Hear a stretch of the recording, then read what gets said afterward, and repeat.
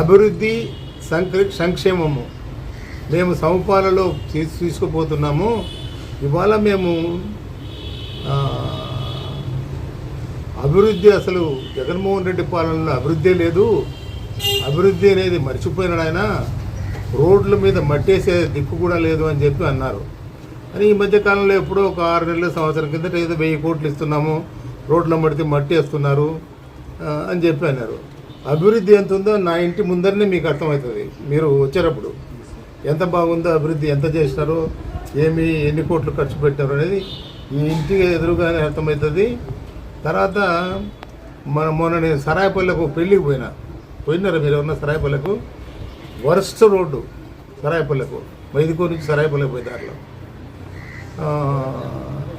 ఇట్లా మరి అభివృద్ధి అనేది నిధులు ఎక్కడ పోతున్నాయి, ఊరికే పేరుకే ఉందా, చేస్తున్నారా లేదా అనేది ఒకటి ఇంపార్టెంట్. చంద్రబాబు నాయుడు గారు అధికారంలోకి వచ్చినప్పుడు ఏం చెప్పాడంటే ఏదో ఎన్ని లక్షల ఇల్లు కట్టిస్తామన్నారు. ఇప్పుడు సంవత్సరము 4 నెలలు, సంవత్సరం 5 నెలలు అయింది, ఒక్క ఇల్లు మొదలుపెట్టిన దాఖలాలు లేవు ఎక్కడ కూడా. మైదుకూరు ఎవరు మొదలుపెట్టారా? మా డ్రైవర్ ఎవరో ఓపెరెడ్డి కాదు, ఇంకో డ్రైవర్ కావాలంటే ఇల్లు ఫోన్ చేస్తే రేపు మార్చి శాంక్షన్ అవుతాయన్నారు.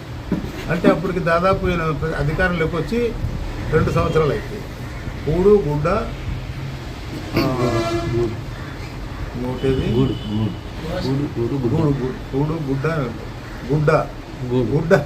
గుడ్డ గురించి చెప్పాలంటే అప్పుడెప్పుడు తెలుగుదేశం హయాంలోనే 2014-19లో మూతపడిన యాప్కో ఇవాళకి కూడా యాప్కో నుంచి ఏమీ వ్యాపారం జరగలేదు.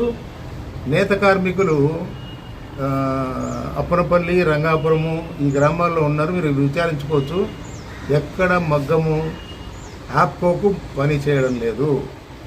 ఈ మగ్గాలు ఏదైనా పని చేస్తూ ఉంటే వాళ్ళు ప్రైవేటుగా వార్ఫ్ తెచ్చుకొని వాళ్ళు నేసి చీరలు నేసుకొని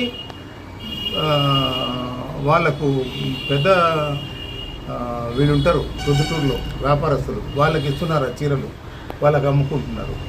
సో కూడు గుడ్డ నీడ 3 పోయినాయి. ఇప్పుడు నేల విడిచి సాగు చేస్తున్నాడు చంద్రబాబు నాయుడు గారు. ఎందుకు నేల విడిచి సాగు చేస్తున్నారంటే నేను మంచి ఉద్దేశంతోనే మాట్లాడుతాను. నేనేమి ప్రభుత్వ వ్యతిరేకం కాదు, నేను ఆ పార్టీలో మెంబర్ను కాదు, ఏ పార్టీలో మెంబర్ను కాదు.